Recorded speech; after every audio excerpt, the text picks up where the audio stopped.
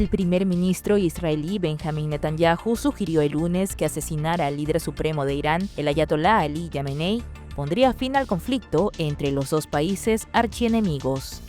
Fuentes diplomáticas de Irán aseguran que el líder supremo del país fue evacuado junto a sus allegados tras los ataques a Mashhad y posteriormente fue trasladado junto a toda su familia a un búnker subterráneo en Labizan, al noreste de Teherán. Vance Bolter, acusado de ser el asesino de la congresista estatal demócrata Melissa Hortman y su esposo en Minnesota, fue capturado este domingo por la noche sin uso de la fuerza. Rusia devolvió a Ucrania un total de 1.245 cadáveres, indicó el lunes el gobierno de Kiev, en la última etapa de un acuerdo para repatriar a unos 6.000 muertos, alcanzado en conversaciones de paz en Turquía a principios de mes.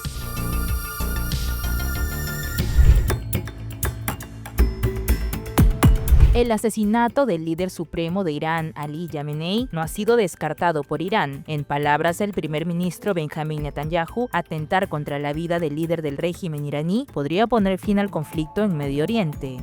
Esto no va a intensificar el conflicto, sino a ponerle fin. Llevamos medio siglo de conflicto propagado por este régimen que aterroriza a todos en Oriente Medio. Ha bombardeado los campos petrolíferos de Aramco en Arabia Saudí y está propagando el terrorismo, la subversión y el sabotaje por todas partes. Eso es la guerra eterna, eso es lo que Irán quiere, y nos están llevando al borde de una guerra nuclear. De hecho, lo que Israel está haciendo es impedirlo, poner fin a esta agresión, y solo podemos hacerlo enfrentándonos a las fuerzas del mal. Miren, las democracias han tenido que aprender esta lección. En una conferencia de prensa, Netanyahu dijo más tarde que Israel está eliminando a los líderes militares de Irán uno a uno, y que su país está cambiando el rostro del Medio Oriente con su campaña contra Irán.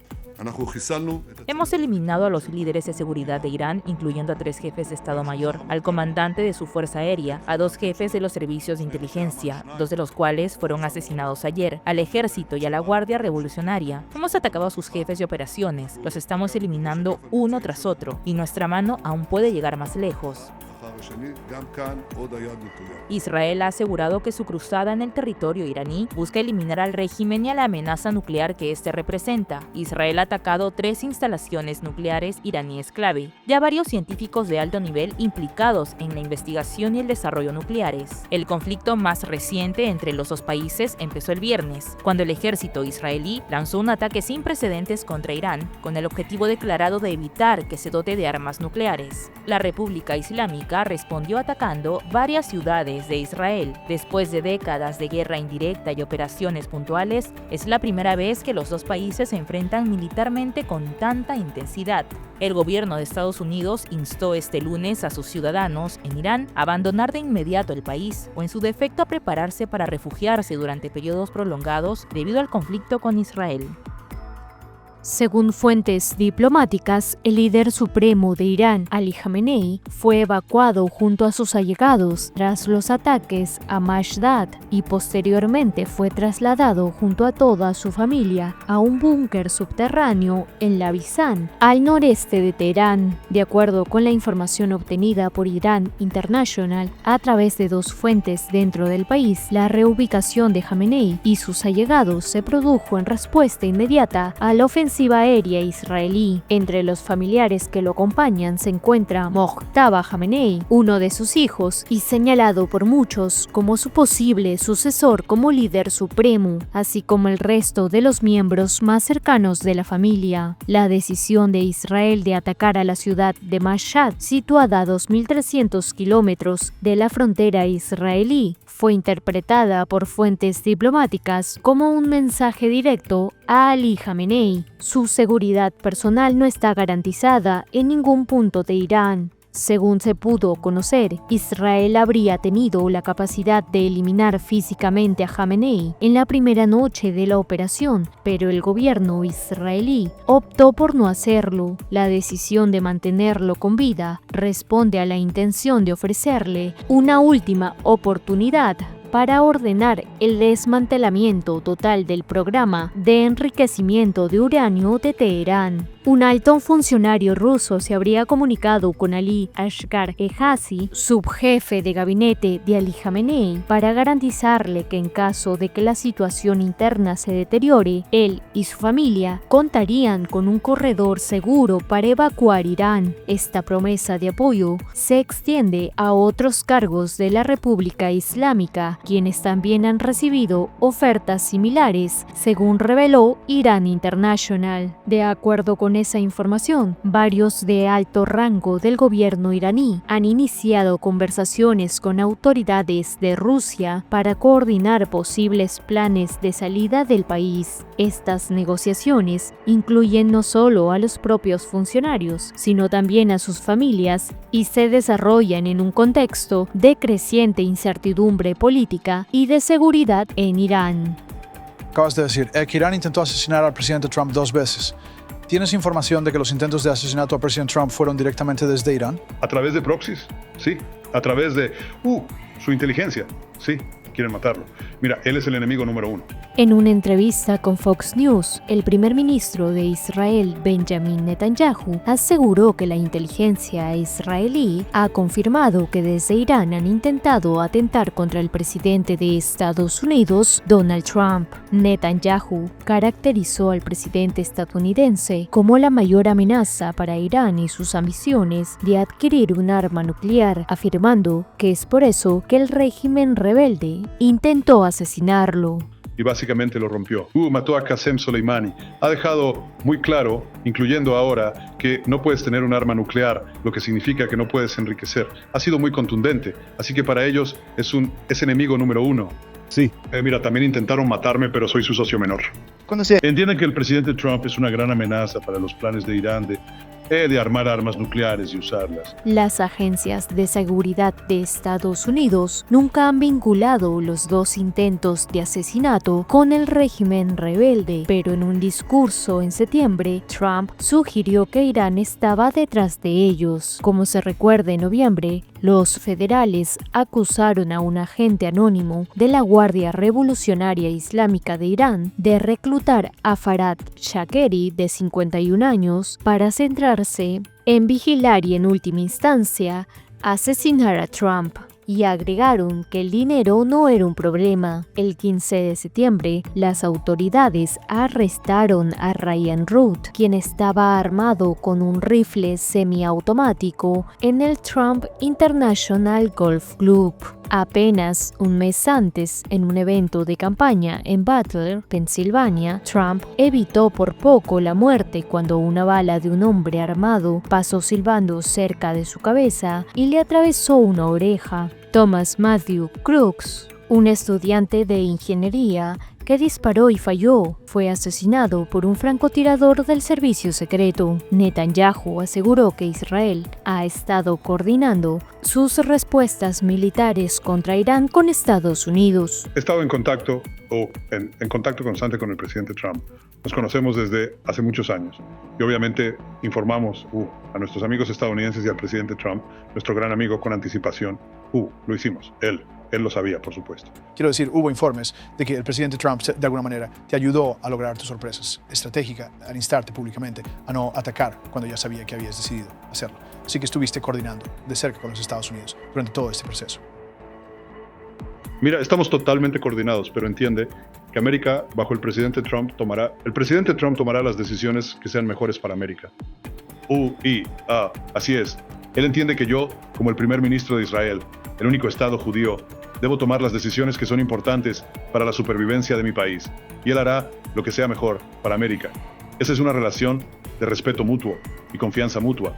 Según fuentes de CNN, el presidente Trump se habría opuesto a un plan israelí para matar al líder supremo de Irán, el ayatolá Ali Jamenei. Durante el fin de semana, un alto funcionario estadounidense dijo a CNN que los israelíes tuvieron la oportunidad de matar al líder supremo de Irán. Estados Unidos comunicó a Israel que Trump se oponía a ese plan, afirmó el alto funcionario, y este no se ejecutó. Trump está ansioso por reducir la tensión, temeroso de verse envuelto en otra guerra en Medio Oriente y muy atento a los cambios políticos de su partido.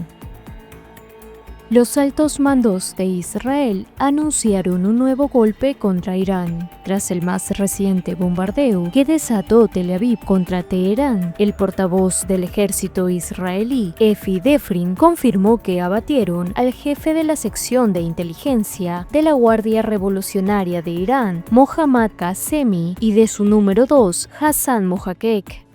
Anoche completamos otra oleada de ataques en Teherán. Atacamos más de 20 cuarteles generales del ejército iraní y de las fuerzas Quds. Eliminamos al jefe de la rama de inteligencia de la Guardia Revolucionaria y a su adjunto, así como al jefe de inteligencia de las fuerzas Quds y su adjunto.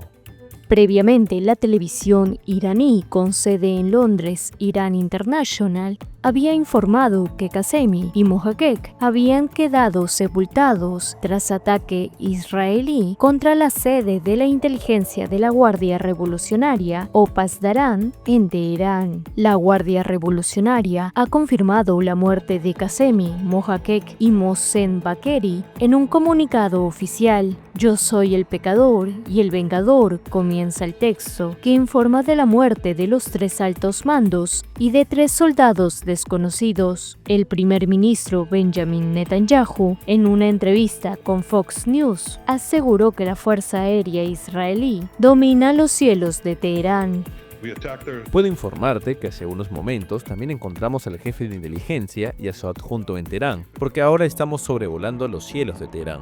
Nuestros pilotos, nuestros valientes pilotos, están sobrevolando los cielos de Teherán y estamos atacando instalaciones militares e instalaciones nucleares. A medida que el número de muertos continúa aumentando, ambos bandos han amenazado con emplear una fuerza aún mayor. Se ha confirmado la muerte de al menos 14 personas en Israel. Los medios estatales iraníes anunciaron el domingo que el número de muertos por los ataques israelíes contra Irán ascendió a 224 desde el viernes, añadiendo que la mayoría eran civiles. Irán lanzó el lunes nuevos misiles contra varias ciudades de Israel. La República Islámica respondió así a los bombardeos israelíes que alcanzaron el territorio iraní por 4ª noche consecutiva. Los guardianes de la revolución, el ejército ideológico de Irán, celebraron el éxito de los ataques y anticiparon que continuarán con operaciones eficaces y más devastadoras contra objetivos vitales israelíes. El ministro israelí de Defensa advirtió que los pobladores de Teherán pagarán el precio por los ataques iraníes contra civiles de su país. Recibimos 3 alertas e inmediatamente entramos en el refugio con mis 5 hijos y el perro. Cerré la puerta y al cabo de unos segundos escuchamos un estruendo muy fuerte. Todo el refugio tembló, el edificio tembló y las puertas de acero de la ventana temblaron.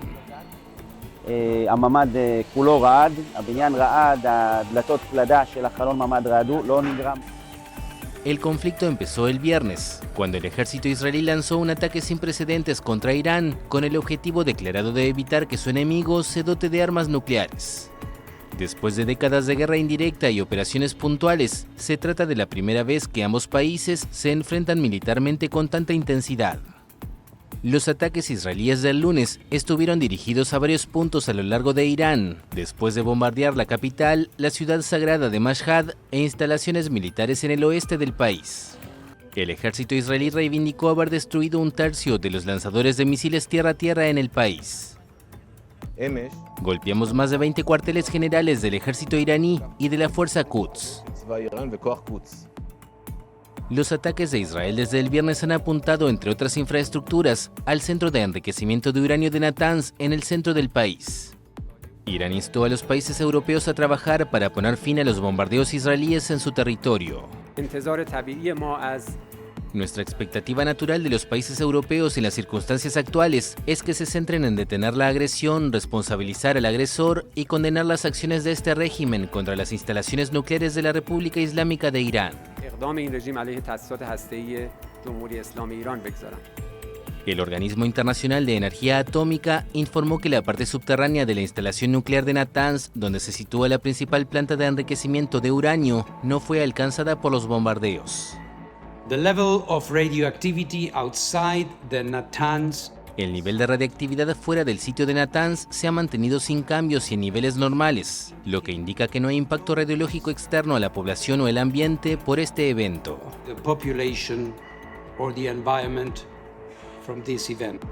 El Ministerio de Salud iraní reportó el domingo que los ataques de Israel desde el viernes han dejado al menos 2 centenares de muertos y 1 millar de heridos. Del lado israelí, la oficina del primer ministro Benjamín Netanyahu subió el lunes el balance de víctimas a una veintena desde el viernes, incluyendo una decena de personas que murieron el lunes.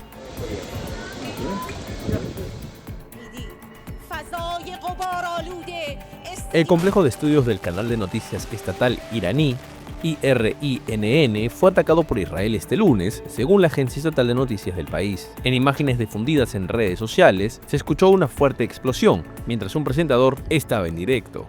Durante la emisión, una reportera de la televisión estatal iraní dijo que el estudio se estaba llenando de polvo tras el sonido de un ataque contra la patria. De repente, se produjo una explosión que cortó la pantalla detrás de ella mientras salía apresuradamente de la cámara. La transmisión cambió de inmediato a programas pregrabados.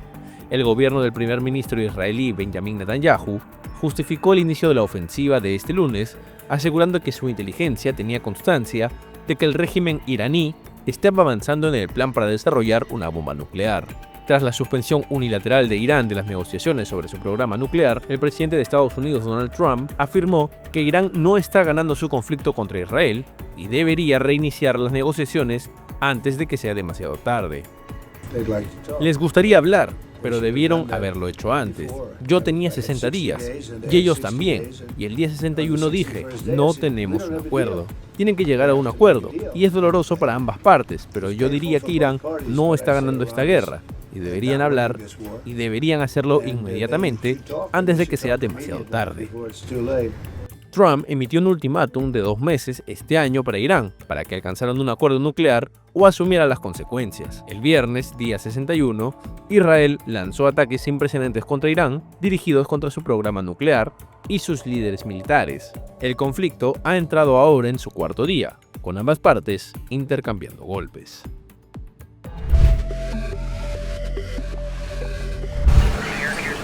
Un hombre acusado del asesinato de la congresista demócrata Melissa Hortman y su esposo en el estado estadounidense de Minnesota fue capturado el domingo por la noche. La operación tuvo lugar en la localidad de Green Isle, a más de 1 hora de la capital estatal Minneapolis, tras más de 40 horas de búsqueda.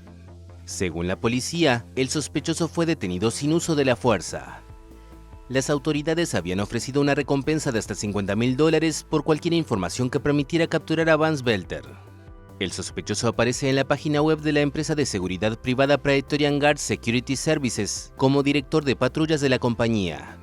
Su compañero de vivienda declaró a una cadena local de televisión que antes de los ataques recibió un mensaje de texto del fugitivo, en el que le informaba de que se ausentaría por un tiempo y que quizás moriría pronto. El hombre es acusado de haber matado el sábado a balazos a Hortman y su esposo, así como de herir gravemente al senador estatal John Hoffman y su pareja en 2 suburbios de Minneapolis. Hortman, de 55 años y madre de 2 hijos, fue presidenta de la Cámara de Representantes de Minnesota e hizo del derecho al aborto su gran prioridad. El sospechoso huyó a pie tras un intercambio de disparos con la policía cerca de la residencia de la congresista, donde dejó un vehículo. En el interior se encontró un cuaderno con los nombres de otros legisladores y posibles objetivos, que según el jefe de la Oficina de Detención Criminal de Minnesota, no era un manifiesto tradicional. El doble atentado ha conmocionado a la clase política de todo el país. Este domingo por la noche, la policía de Minnesota detuvo a Vance Luther Bolter, de 57 años, acusado y buscado por las autoridades locales y estatales por el asesinato de la congresista estatal demócrata Melissa Hortman y su esposo Mark. En medio de cuestionamientos alrededor del país sobre el móvil del atentado, el sheriff del condado de Ramsey lo catalogó como el rostro del mal. Según CNN, Bolter tendría una corriente política republicana desde el año 2000 y, de acuerdo a su amigo David Carlson, sería afín al gobierno de Donald Trump y férreo opositor de derechos como el aborto o las demandas de la comunidad LGBT. Carlson habló con los periodistas el sábado por la noche y declaró que el hombre de 57 años había enfrentado serios problemas económicos y de salud mental en el último tiempo. El amigo de Volter solía rentarle un cuarto y fue ahí donde pasó la noche antes de supuestamente cometer los delitos por los que se le detuvo. Carlson dijo que la noche del viernes el hombre le envió un mensaje de texto en el que anticipaba que podía morir pronto. Él era un tipo amoroso, cariñoso, ¿sabes? Amaba a su familia, amaba a sus amigos y amaba a Dios y... No sé por qué hizo lo que hizo. Es solo... No es Vance. Nadie creerá esto. Nadie que creció tenía muchos amigos, créeme. Desearía haber estado allí para detenerlo. De acuerdo a medios locales, Volter trabajó durante décadas en la industria alimentaria para luego participar en proyectos agrícolas en África Central. Él y su esposa figuraban además como directores de una empresa de seguridad privada, la que le habría permitido tener acceso a indumentaria similar a la que utiliza la policía para acercarse a las víctimas. Los investigadores afirman que Volter estaba disfrazado de policía cuando perpetró los ataques y tenía un vehículo que parecía un coche patrulla, equipado con luces de emergencia intermitentes. Sobre su vinculación con las víctimas aún no hay claridad. Lo que se sabe es que Volter había trabajado en una junta económica estatal con el senador John Hoffman, quien sobrevivió al tiroteo. Volter fue nombrado miembro de la Junta del Desarrollo Laboral del gobernador de Minnesota en 2016 por el ex gobernador demócrata Mark Dayton, siendo reelegido por el gobernador Tim Walz, también demócrata. Según el New York Times, informes estatales y su perfil de LinkedIn indica que también fue gerente general de un 7-Eleven en Minneapolis y antes gerente general de una gasolinera. Como cristiano evangélico, Volter pronunció varios sermones en la iglesia de ese país. En algunos publicados en Internet, el hombre contó cómo Jesús cambió su vida durante su adolescencia y lo bendijo con 5 hijos. En uno de los sermones, también devela su posición sobre temas como la homosexualidad y las personas trans. Volter y su esposa dirigieron una organización cristiana llamada Ministerios de Reformación. De acuerdo a una versión archivada del sitio web del grupo, Volter se habría ordenado ministro en 1993. Como se sabe, la operación tuvo lugar en la localidad de Green Isle, a más de 1 hora de la capital estatal Minneapolis, tras más de 40 horas de búsqueda. Según la policía, el sospechoso fue detenido sin uso de la fuerza. El sospechoso huyó a pie tras un intercambio de disparos con la policía cerca de la residencia de Hortman, donde dejó un vehículo. En el interior se encontró un cuaderno con los nombres de otros congresistas y posibles objetivos que, según el jefe de la Oficina de Detención Criminal de Minnesota, no era un manifiesto tradicional. El doble atentado ha conmocionado a la clase política de todo el país.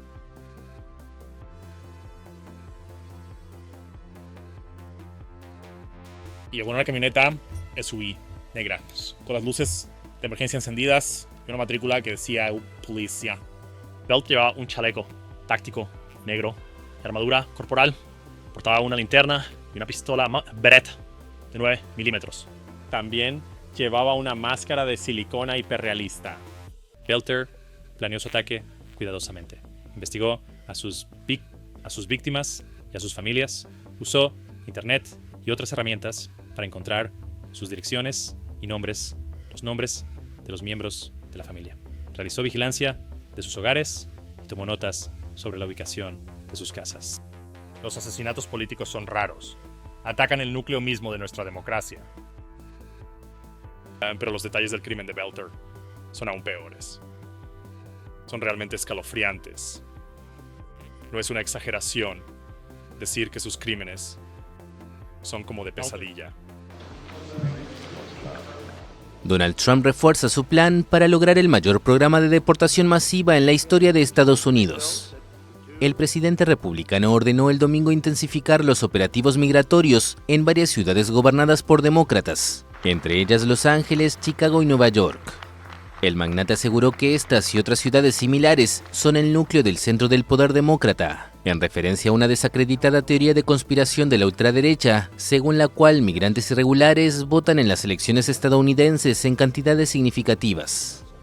Trump puso como prioridad la deportación de personas indocumentadas en su segundo mandato, después de haber realizado una campaña contra lo que calificó como una invasión de criminales en Estados Unidos. Las recientes redadas del Servicio de Inmigración y Control de Aduanas en Los Ángeles detonaron una serie de protestas en su mayoría pacíficas, aunque en algunos momentos se han producido actos violentos esporádicos. El presidente respondió con el despliegue de 4.000 guardias nacionales y 700 marines contra la voluntad de las autoridades locales y estatales.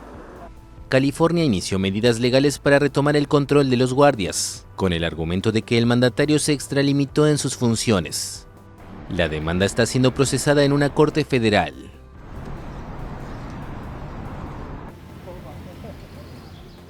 La ONU reducirá drásticamente sus programas de ayuda este año. El nuevo plan anunciado el lunes tiene un presupuesto de $29.000 millones, lejos de los $44.000 millones solicitados para 2025. Según su Oficina de Coordinación de Asuntos Humanitarios, Naciones Unidas ha logrado recaudar hasta mediados de año $5.600 millones, un 13% de lo que pretendía. Esto resulta insuficiente para hacer frente a las crisis humanitarias en Sudán, la Franja de Gaza, la República Democrática del Congo, Birmania o Ucrania. La oficina indicó que tendrá que hiperpriorizar sus planes para ayudar a 114 millones de personas en el mundo, pese a que el plan inicial era ayudar a 180 millones de personas vulnerables. La decisión del presidente de Estados Unidos, Donald Trump, de poner fin o disminuir la asistencia financiera en el extranjero está afectando a todo el sector mundial de la ayuda humanitaria. Los recortes tendrán importantes consecuencias para la ayuda de emergencia, las campañas de vacunación y la distribución de medicamentos para combatir el SIDA, entre otros programas. El director general de la Organización Mundial de la Salud denunció una decisión que podría costar la vida de millones de personas. Por su parte, el Programa Mundial de Alimentos alertó en marzo de una crisis sin precedentes, debido a la disminución del 40% de su financiación para 2025.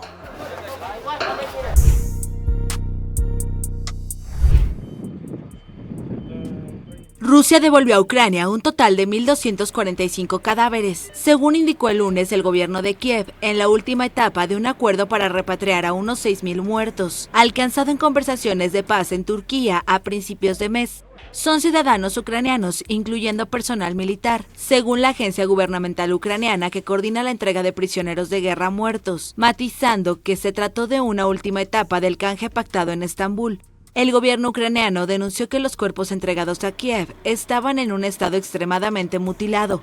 Ucrania también recibió en otros canjes cuerpos de soldados rusos mezclados con los de ucranianos y están realizando un proceso de identificación. Rusia, por su parte, afirmó que cumplió lo prometido durante las conversaciones del 2 de junio en Estambul. A cambio, los ucranianos entregaron a Rusia 78 cadáveres. Decenas de miles de soldados han muerto en ambos bandos desde que Rusia invadió Ucrania en febrero de 2022, según observadores independientes y agencias de inteligencia occidentales. Ninguna de las partes publica cifras regulares o confiables sobre el número de sus propias bajas, y al mismo tiempo anuncia cifras de pérdidas de la otra parte que se consideran inexactas. Las familias asistieron el domingo a los funerales de las víctimas del accidente del Boeing 787 de Air India, que se estrelló el jueves en Ahmedabad, en el noroeste de India, dejando al menos 279 muertos, convirtiéndose en la peor catástrofe aérea desde 2014. Mientras varios familiares asistían en los servicios funerarios, otros seguían esperando que les devolvieran los cuerpos de sus seres queridos. Por ahora, 47 fallecidos fueron normalmente identificados a partir del ADN de sus familiares. Hemos dado la muestra de ADN y aún cuando fuimos allí dijeron que tomaría 48 horas, pero han pasado 4 días y no hemos recibido ninguna respuesta, solo dijeron que llamarían. El domingo por la noche, Air India afirmó en X que había establecido contacto con parientes y familiares de todos los pasajeros y miembros de la tripulación. Tras recuperar el viernes una de las cajas negras del avión, la que registra los datos del vuelo, el gobierno anunció el domingo el hallazgo de la segunda, la que graba las conversaciones en la cabina. Según la Aviación Civil India, en el Boeing 787 viajaban 230 pasajeros, 169 indios, 53 británicos, 7 portugueses y un canadiense y 12 tripulantes. Solo uno de los pasajeros de las 242 personas que viajaban en el aparato, incluida la tripulación, sobrevivió al accidente. Según una fuente cercana al caso, se trata del primer accidente de un Boeing B787 Dreamliner, un avión de larga distancia que entró en servicio en 2011.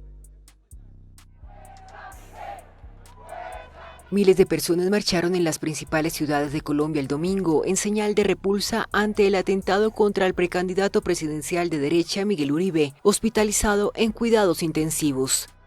El senador de 39 años recibió 3 disparos durante un acto público en un barrio popular de Bogotá el sábado pasado. El ataque despertó recuerdos de violencia y el terror ejercido por el capo de la cocaína Pablo Escobar contra políticos en la década de los 80 y 90. Hoy estamos marchando y estamos pidiendo porque la violencia baje. Tenemos un senador que está peleando entre la vida y la muerte y queremos que salgan adelante y que no se afecte más a las personas, que no se tome la violencia como una salida a toda esta situación. Es una víctima del estado de inconformismo que tenemos. Quieren callarnos, quieren silenciarnos y queremos alzar la voz y decir, estamos cansados. El miércoles Uribe dio las primeras señales de mejoría, pero sigue en estado crítico. La policía ya ha detenido a 3 supuestos implicados en el crimen. Un adolescente de 15 años está acusado de ser el autor material del atentado, mientras que un adulto es sospechoso de ser responsable de la logística del ataque. Las autoridades colombianas informaron el sábado de la detención de una mujer en el sur del país, aunque no dieron detalles de su supuesto papel en el ataque. Centro Democrático, el partido de Uribe, suspendió temporalmente sus actos de campaña para las elecciones presidenciales de 2026, en las que la derecha quiere recuperar el poder.